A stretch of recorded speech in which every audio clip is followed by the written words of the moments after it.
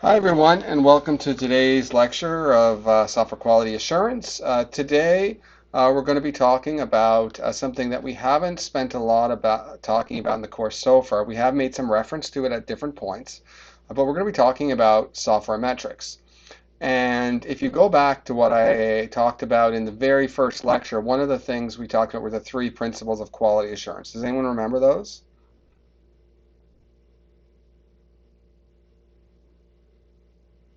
They were on the first test. If you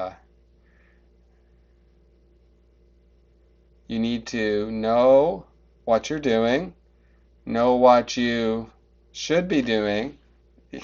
Okay, yeah, I like that somebody put know what you're doing, etc. Know what you're doing, know what you should be doing, and know how to measure the difference. And a couple of people on the test, I actually gave half marks if you said know how to tell the difference or know the difference. And the fact is you need to be able to know how to measure the difference. So you need to be able to measure how different what you're doing and what you should be doing are. And really the key to the measurement part of that third principle of quality assurance is around software metrics and around measurement. I want to spend some time now talking about how we actually use metrics and how we use measurement to improve software quality. And a lot of it is to better understand what we're doing in software quality so we can improve it. So it's really, metrics really facilitate the improvement by giving us deeper insight into the work we're doing. So today what we're going to do is we're going to start out by looking at measurement and measurement theory a little bit.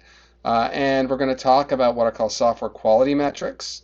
And we're going to talk about a particular framework for doing software measurement. And then we're going to focus on one category of metrics, which are product metrics. There are different categories we'll look at in the course, but we'll start with product metrics. And we'll look at two different types of product metrics, external product metrics and internal product metrics. So external include things like defect metrics, and internal include things like size and complexity. So we'll get into what the difference is between those two categories as we go. Okay, so when we talk about applying measurement to software, we're really talking about trying to figure out what properties we can measure about the software system, how it's developed, how it's used, the team that's building it, and so on. So it's really, there are lots of different aspects of software and software development we can measure. And that includes what we're going to look at today, which is properties of the product itself, but it can also be about the process for producing and maintaining it, about the artifacts that are part of the software product, like the code, the design, the testing. There's a whole bunch of things. And examples of different types of metrics that you may have heard of are things like the number of failures or the time to build. So we did talk about this briefly when we did the extreme programming, where we talked about the notion of 10-minute builds. And the idea is if you want to try to aim for a 10-minute build, the reason we said that was in Agile, you want to be doing frequent builds, frequent releases. And if you're doing that, what you want to be able to do is you want to be able to do it quickly, right? If your builds take too long, it decreases the likelihood that you can do frequent or even continuous builds.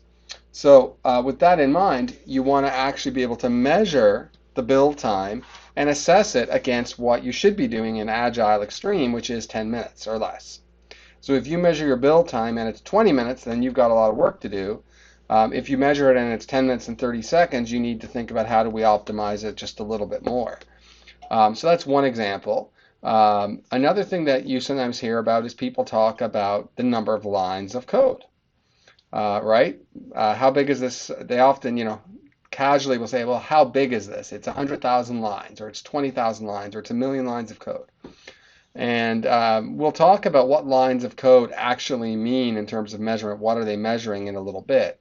Other things we look at as well are metrics where we have things like number of failures is a metric, number of lines of code is a metric. Also, the number of failures per 1,000 lines of code is a metric. The number of lines of code per programmer per month is a metric, right? Number of decision statements per 1,000 lines of code is a metric. So these are all things that could be metrics. And you could collect all of these, but really you only want to collect and measure, you want to think about what am I trying to measure, what metrics actually measure that, and then that'll tell you whether or not you need to be collecting some information or not. Collecting data that you're not actually using actively to improve this, understand the software and improve it is really wasted effort to a large extent. So it's really important to understand what it is you're trying to measure and be using metrics that really do measure that thing. And that's something that's key we'll talk about as we go. Just like with every lecture, if you do have questions, please ask them. Totally happy to do that. We can even discuss things that are slightly off tangent if you have a question as well. So please share if there's something you want to say. Okay, so what are metrics good for? I've sort of talked a little bit about this, and I've really focused sort of on that third one, right? Quality improvement. Metrics help us improve the quality and maintainability, right? So we measure things and we actually can learn and figure out and do measurements in the future to figure out how we can improve things. So we measure with the notion of understanding to then improve. We can also use measurement for reliability and quality control. Examples here is that we could actually use this consistently to notice changes in our process, right? If our build time, we continuously measure the build time. If the build time slips below 10 minutes, that flags something because we maybe have a quality issue, for example. We also can measure and use metrics for cost estimation. So that's a little bit more of a predictive type of approach, as well as productivity improvement. And the idea here is that we want to use metrics to predict the effort to maintain and produce software and to improve the productivity of software. An example here would be something like measuring code production using different languages or different tools or platforms. And we could choose the platform, language, or tool that provides us the best metrics in terms of the production or productivity. Okay, so what are metrics? Well, there are three basic kinds of metrics that we're interested in. And just so you know, like this is one approach to viewing metrics. There are other variations of how people classify metrics in software engineering. It doesn't really matter which sort of classification, which sort of model you use for understanding metrics. The key is that you have one and that you have a firm understanding of sort of the possible dimensions of metrics that you can collect. So we're going to view software metrics as being largely of three different kinds. We're going to talk about product metrics, process metrics, and project metrics. Product metrics, which we're discussing today, those are the metrics that describe internal and external characteristics about the actual product, the software, or the system in the case that the software is part of some sort of system, like could be which is a combination of software, hardware components. We're also going to look at both the internal and external here. And this is really the most common type of metric that you can actually look at. So things like the size of the product, the complexity, the number of features, the performance, right, in terms of the time to complete tasks and so on, the reliability, availability, all of these things could be product metrics. The second category is process metrics. And with process metrics, we're not measuring the product directly. Instead, we're measuring the process of development that was used to create it or to maintain it. And examples here of metrics that are process metrics are things like the effectiveness of removing defects during development, right? The response time for fixing a bug. How long, what's the average time it takes once a bug report is submitted for it to be triaged and patched? And you may even want to dig further and say, well, how fast is it to get a critical bug patched? How fast is it to get a major bug patched, a minor bug, and then a trivial bug, right? Because it's not just, every bug is not a one-size-fits-all, right?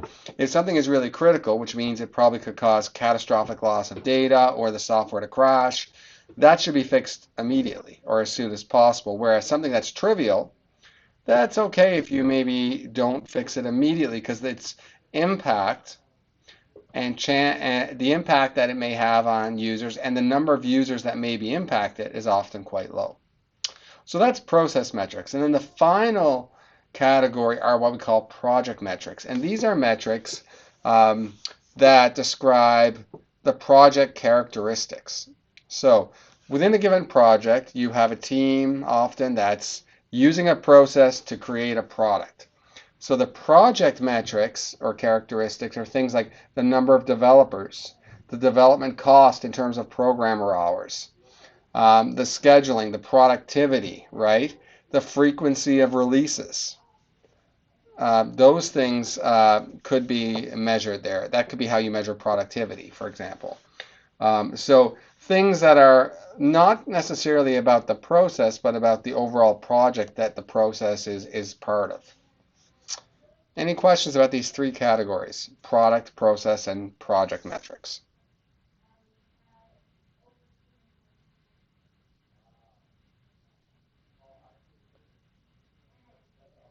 Yeah, so that's a good question. So productivity, the question is, could productivity overlap with process? And the answer is yes, because we may want to look at the productivity of our process, but productivity, so anything that includes, and the way we'll get into this when we do it in more detail, right? Productivity, though, is more than just the process, right? So I can follow a certain process, but if I don't have the right number of developers, if I'm short on testers, if the hardware that I have, or if there are too many checks, like too many managers and stuff have to sign off, all those things could affect the productivity. So the productivity can actually be impacted by external factors and factors that are outside the actual process itself, right? So metrics you use around productivity for process are ones that are independent often of the project, or ones which are really focused on the process itself. When you get to considering the overlap between process and other characteristics of a project, then you're getting into project metrics. Does that help? Okay, and we'll cover this because we're going to talk about each of these three categories. And I actually the notes that I posted include all of the metrics as one big notes, so you can actually read ahead if you're interested in learning more about this. Okay, so here's some measurement basics, and in terms of measurement, these are two great quotes about measurement. The first one is by Lord Kelvin, William Thomson, sorry. And he said, this is about if you want to know, measure. He said, quote, when you can measure what you are speaking about and express it in numbers, you know something about it. But when you cannot measure it, when you cannot express it in numbers, your knowledge is of a meager kind. So he's really speaking there to the value of measurement as being a way to increase your knowledge. You use measurement to gain deeper insight and knowledge, is the way I look at this. Um, and George A. Miller later had this quote about making sure you know what you're measuring. And this is really the other side of the coin, so to speak. And he said, quote, in truth, a good case can be made that if your knowledge is meager and unsatisfactory, the last thing in the world you should be doing is measurements. The chance is negligible that you measure the right thing accidentally. And this is really getting to the an unquote, I should say. This is really getting to the pitfalls of measurement where if you don't understand what the metrics you're using are for in software, you may be using metrics to tell you something that's not what you really think it's telling you, right? And is the raw number of lines of code an indication of the quality of a programmer, right? The number of lines I write every month. If you look at that, does that tell you how the quality of the programmer? No. I see a lot of people saying no. Right, but if you use that as your metric and said, you know what, a quality programmer is one who can produce a lot of code. If that's how you view it and you use that metric, you actually aren't measuring the right thing because you really what you're interested in, you may be interested in knowing about bug-free lines of code produced from the developer, or you may want to know about other characteristics, right? What is the some measure about the complexity of the type of code they write in combination with the rate of defects that end up in that code, or that kind of thing might be better indicators of the code quality or the quality of the code written by a particular developer. The just sheer volume of code is probably not the right thing.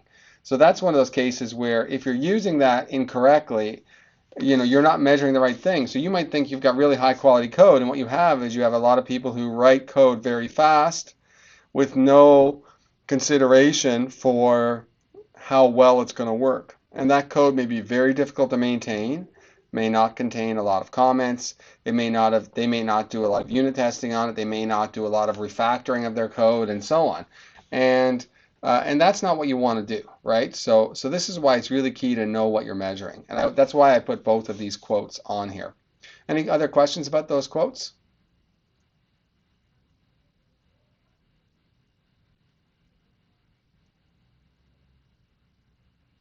Okay. So this is where we get into a bit of measurement theory, and this course is not a course on measurement theory. This is a course where we apply measurement theory, and we learn about basics of measurement in order to understand how to apply software metrics to help us improve the quality of software. But in order to do that, in order to understand how to apply them properly, we really do need to have a bit of an understanding or a basic understanding of the key concepts and principles of measurement. So the first thing is how do we define measurement? And this is the definition I quite like, which is that measurement is the process of empirical, objective assignment of numbers to entities in order to characterize an attribute. And I've highlighted here the key words that I like: objective, entities, and attribute. And what do I mean by that? Well, an entity is an object or event, right? So I might want to assign numbers to a computer, to the software program, right?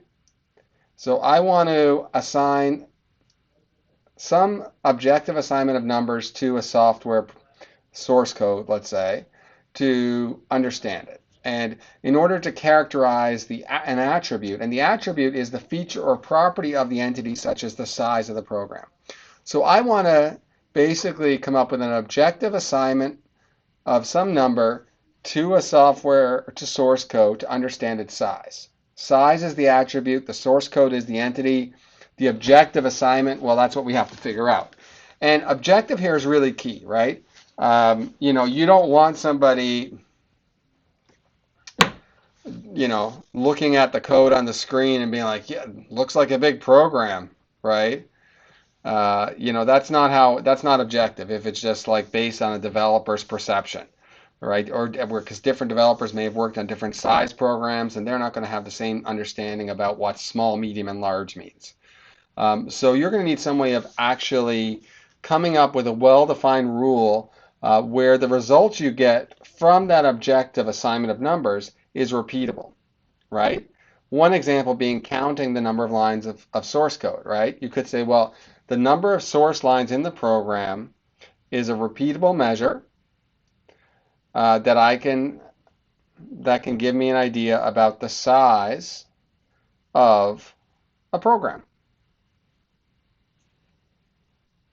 So in other words, what we're doing with measurement is we're giving an entity a number which tells you about its attribute. So we give the project code that you're writing, we give it the number 1,800, and that tells us the number of lines of code or the size of that program. So that's just sort of what we mean by measurement. Okay, so let's look at some examples of measurement, and we'll look at some examples that have nothing to do with software, and then let's look at some that are software related. So the first one here, let's talk about measurement, and let's talk about a person, right? So as a person, you can have an attribute that's age. And age can be measured in years at last birthday, right? It could also be measured as months since birth. It could also be measured in days, months, and years since birth, right? If you want to be very precise and go down to the hour or minutes. Very rarely does someone ask your age and you say, I'm this many minutes old, right? But there are different measures we can use depending on what we're interested in. So age could have different measures, and it's up to the individual who's doing this to have an understanding about if the measure, if the assignment of the number is granular enough, is precise enough for understanding that attribute. Now, if we move away from a person and we move into more software-related things, let's look at source code. So if we're interested in understanding the length of source code, and I use length here, not size, just so you know, and that's deliberate. The length, we could look at the number of lines of code. We could look at the number of executable statements, right, which would actually exclude, what's an executable statement? Well, it would exclude comments. It would exclude white space lines, and every executable statement would be, for example, in a language like C, you're really talking about ending in a semicolon. So you could have one line of code, complex code, one executable statement that spans multiple lines, but you would only count that as one if you're sort of formatted that way. So source code length could have different ways of measuring it. Then in terms of the testing process, you could actually have an attribute like duration, where you say the time in hours from start to finish of testing. We actually saw that there were several metrics when we did Agile, when we talked about Kanban, for measuring how effective you were by the total length of time that items actually spend, the average length of time items spend on the Kanban board, basically, as one of those. So other entities could be a tester. Their efficiency could be number of faults found per 1,000 lines of code. And testing process, it could be the number of faults found per 1,000 lines of code as well. Could be an indicator of the fault frequency. Do you think number of faults found per 1,000 lines of code is a better indicator of the efficiency of the tester or the fault frequency of the testing process?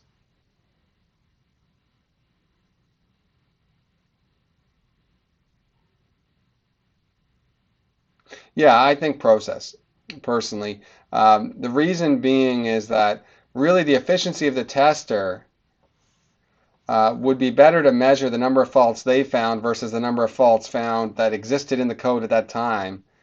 You know, if you knew the total number of faults in the code and how many they found, that would be a good measure of their efficiency. But often it's just the raw number of how many they found. And some code, depending, could be faultier than others. So a tester could be viewed as more efficient because they're actually testing more code that's more faulty, right? So what you may want to do in terms of efficiency is look at the number of faults found by the tester for a piece of code, and then look at that divided by the total number of faults found in that code, not just by them, but by other testers in production and so on that existed at the time. So then you'd have a good idea of how many faults existed there that weren't caught as well, maybe.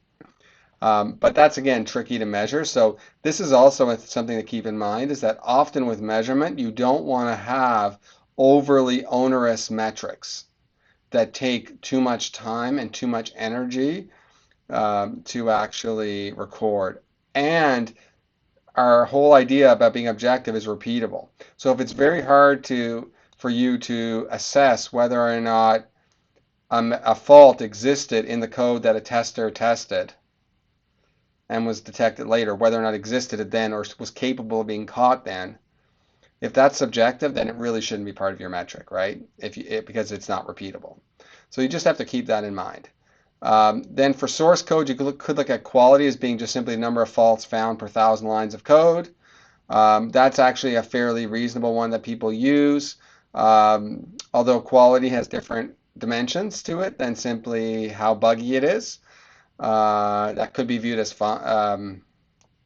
Yes, but anyway, it's something to think about, what you're doing there. And then like an operating system's reliability could be the mean time to failure rate of occurrences of failures. Or you could look at, there could be other attributes and other entities and other measurements as well. This is just some examples.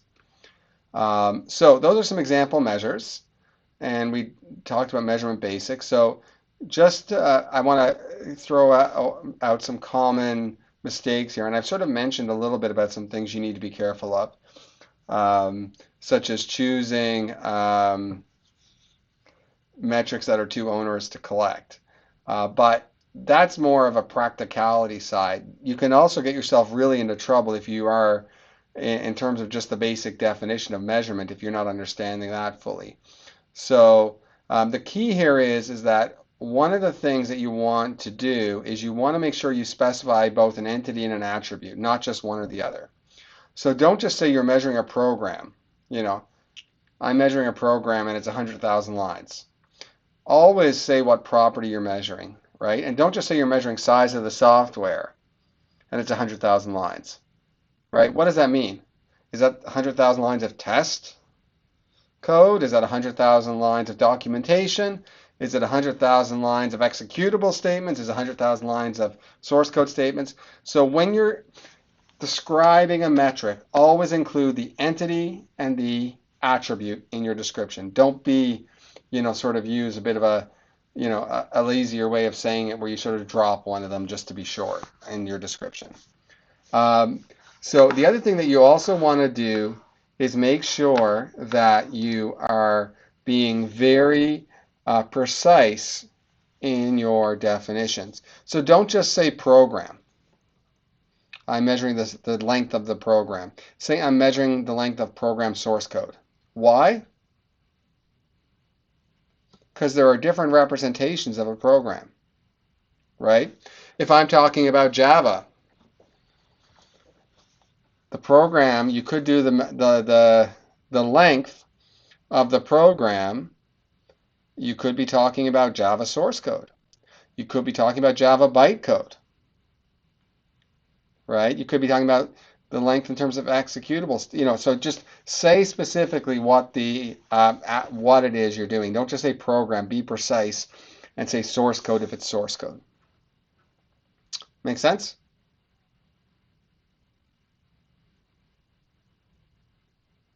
Okay. I appreciate the feedback for those of you who respond when I say things like make sense, because that's one of the things that's the most challenging for those. I'm doing this lecture via Google Meet, and which is like Zoom and that, and often every screen I see in here is just there's no pictures on, nobody has the video on, so it's very hard for me to often gauge the how people are taking the material and so on. So it's really crucial that I get that information from you. So I appreciate when you do provide feedback. So thank you. Okay, another thing you want to do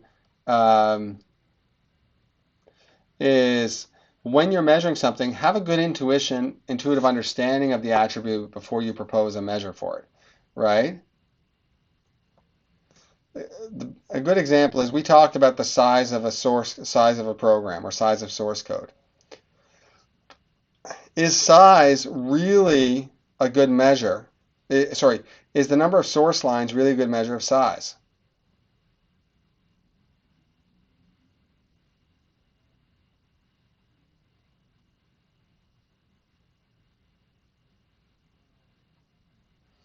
Someone said not always. So when is it not?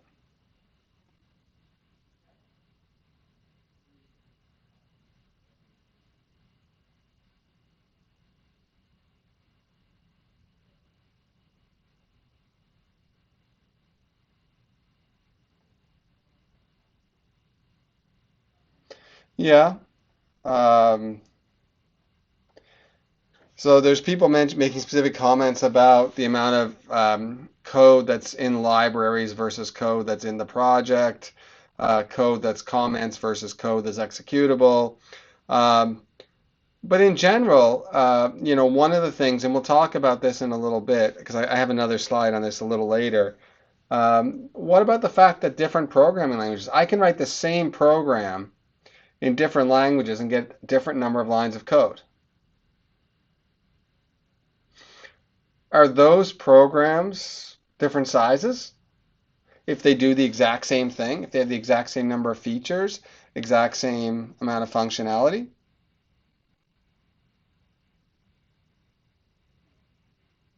Who knows, right? Like, I mean, probably not, right? So one of the things that you want to do is avoid cases. So I always say length of source code when I say number of source lines, because it's clear that the length of the source code is the number of lines.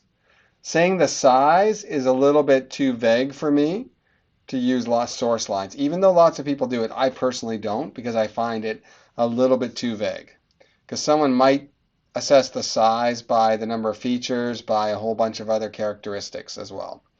Another thing is it's a mistake to propose a measure where there's no consensus, right? Like number of defects, I asked this earlier, number of defects per 1,000 lines of code. Is this characterize the quality of the code or the quality of the testing? Right? Is 1,000 lines of code mean I've got great testing? Or does it mean I've got, if I've got a high number of defects, does that indicate we've got great testing or we've got lousy coding, lousy code quality? Like what? And it's unclear, right? It's not clear that the defects necessarily correspond back, right? Because if you've got code with 1,000, let's say we've got code with 500 oh, that's really high. Let's say you got 25 defects per 1,000 lines of code, and that's what's detected by your testing, right?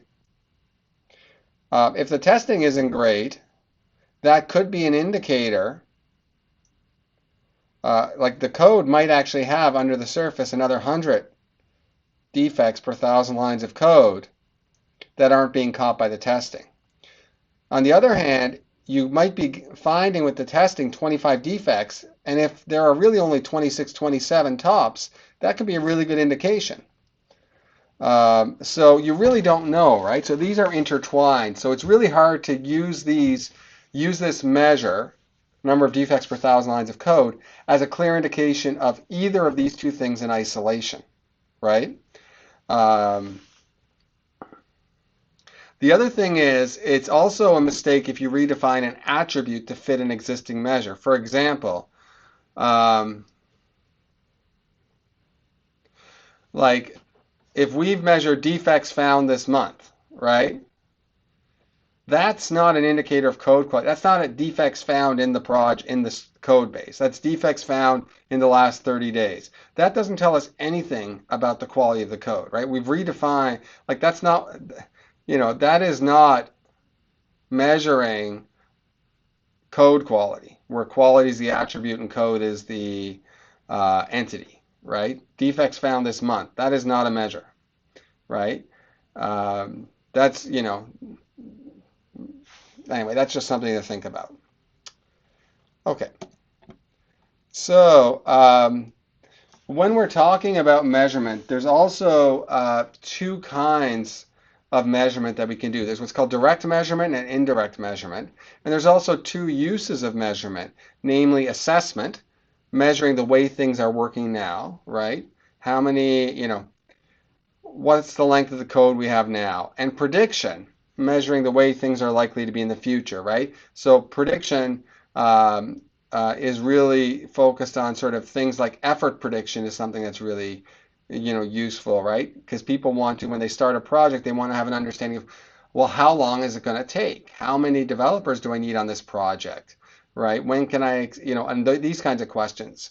And they want to be able to plan out, especially when you think about project managers and people who manage the budget. They want to have an understanding of this, right? They don't want to go into it being like, well, we'll figure it out as we go, right? They want to know in advance.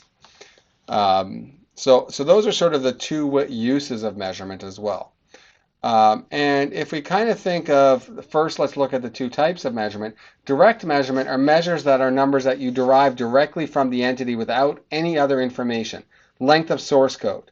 I measure it by counting the number of lines of source code.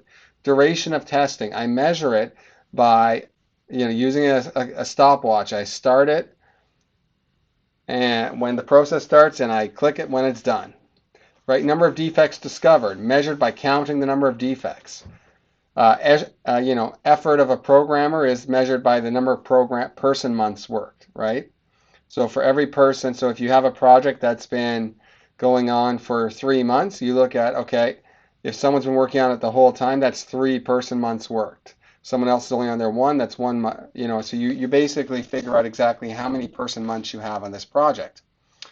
Now, indirect measures, on the other hand, are measures where the numbers are derived by combining two or more direct measures. Okay? So, for example, programmer productivity, lines of code produced divided by person months of effort, programmer defect density, number of defects divided by length of source code, requirement stability, original number of requirements divided by total number. That's a useful one to look at because that gives you an indication of how much your software is evolving, right? So it could be an indication of evolving. It also could be an indication that you didn't do a good job of gathering requirements at the beginning, right? If there was an expectation that this was going to be a more, this is for a more monolithic sort of government type application, I would expect that you would have a high degree of requirement stability, right? Whereas if this was something where there was less understanding about the customer base, it was using newer technologies, there you may expect, or a new market, you may expect that there is going to be some instability in the requirements, meaning that you're going to see some requirements churn, where some new requirements are going to be coming in as the project goes on. And lastly, test effectiveness ratio, where you're looking at the number of items covered divided by the total number of items, right? Items could be units here, they could be different things. So all of these are indirect measures because they use at least two. In this case, they all use two direct measures that you've measured directly, and then you're actually combining them together. Does that make sense?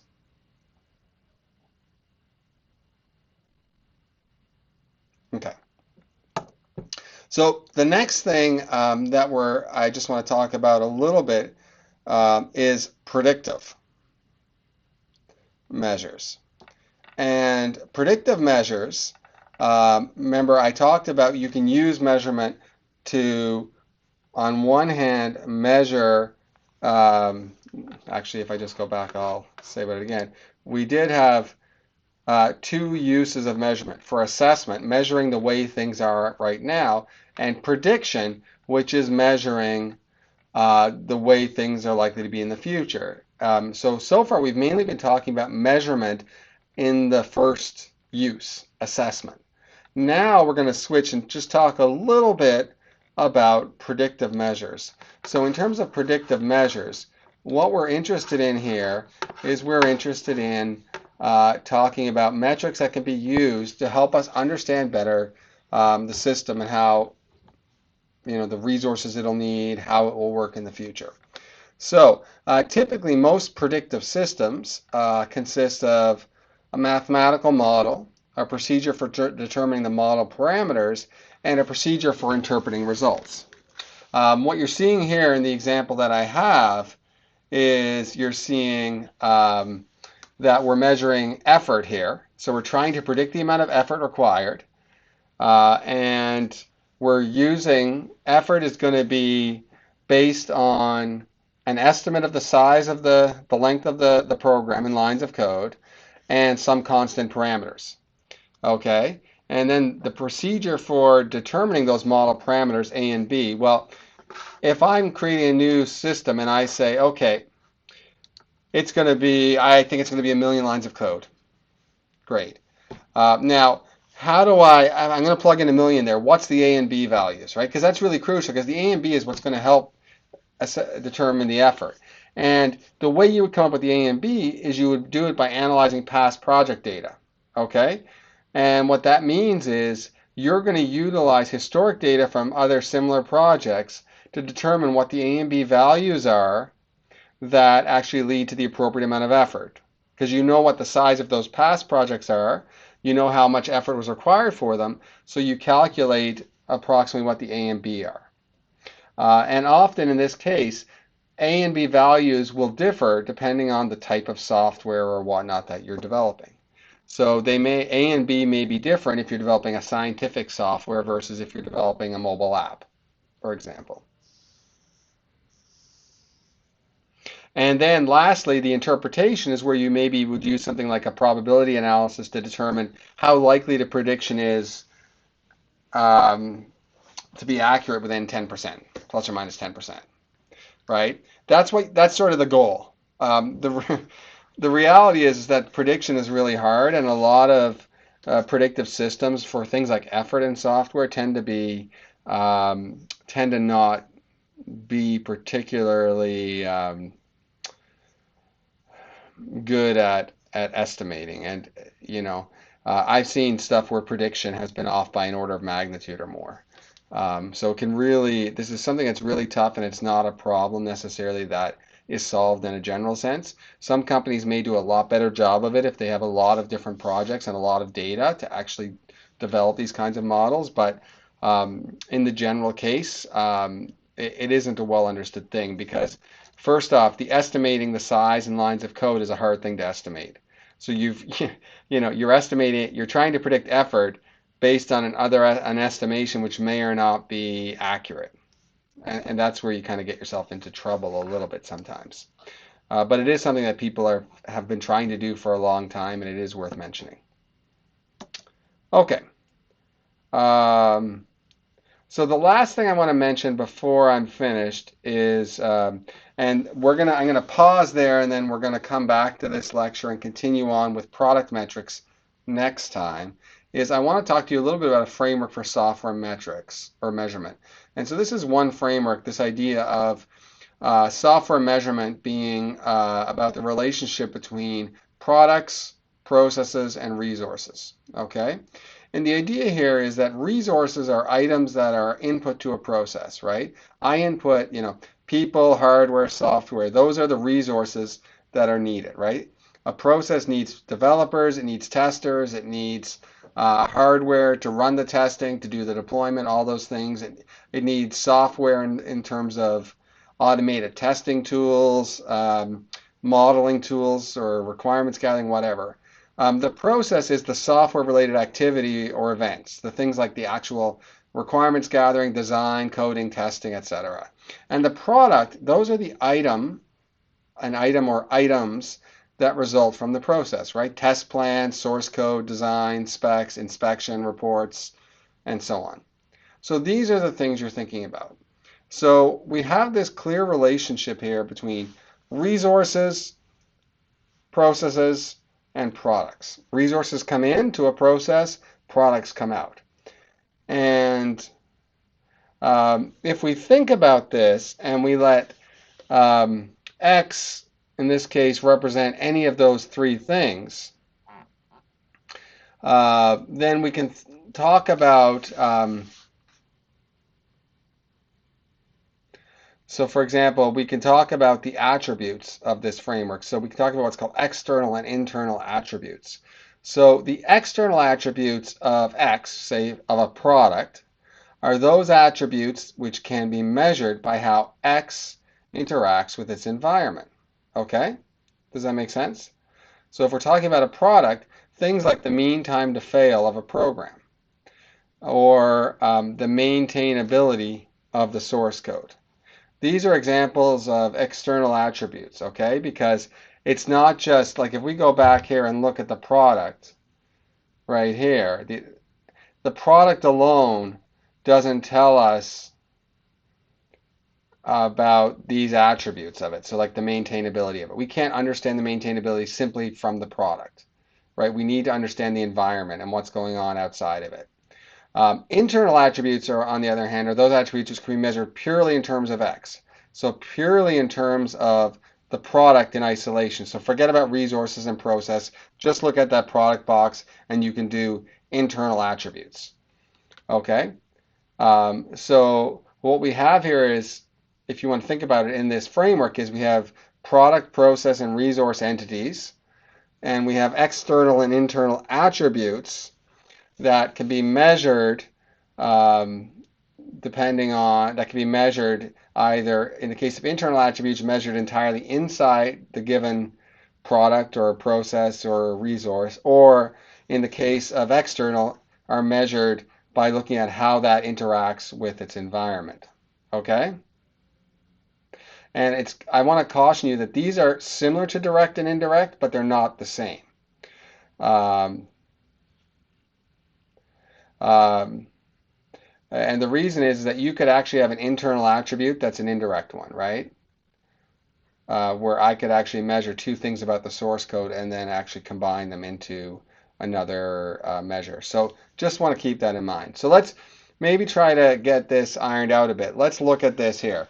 Let's consider entities, because remember this is just a framework that exists. There are other ones out there, but if you think about the entities as being one of products, processes, or resources, and then you think about the attributes as being internal and external, we can go through examples from each entity category and identify which attributes are internal and which ones are external. And I'm not going to go through all of them. What I will do, though, is pick a few. So let's go to the resources one, right? If I want to look at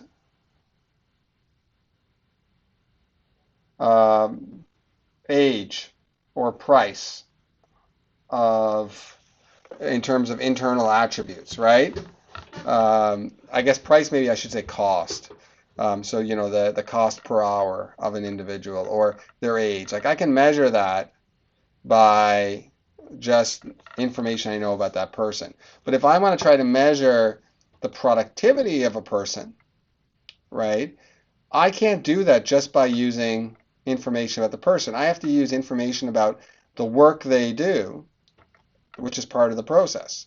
So I have to go and look at maybe the product they produce, the tasks they do, that kind of thing. So productivity is something I can't measure by just looking at the individual person or developer in isolation. I have to look at it in terms of the context of their environment, the process they're involved with, and the products they produce. Does that make sense? Okay. And then if we look at something like a test under processes, a test, I could measure, for a test, I can measure things like time or effort or number of failures observed in terms of testing. I could have these types of things measured about tests. But in terms of the cost effectiveness of the test, how do I measure the cost effectiveness?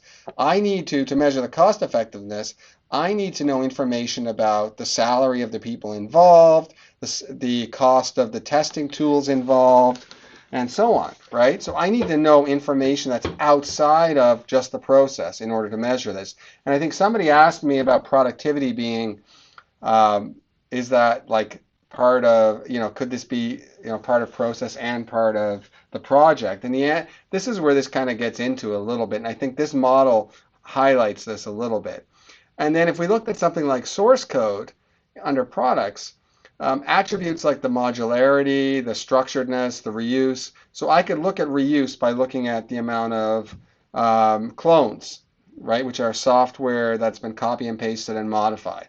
So I can look at the amount of reuse that's occurred in the source code. I can look at modularity by looking at the number of different classes, right? The size of classes, those kinds of things.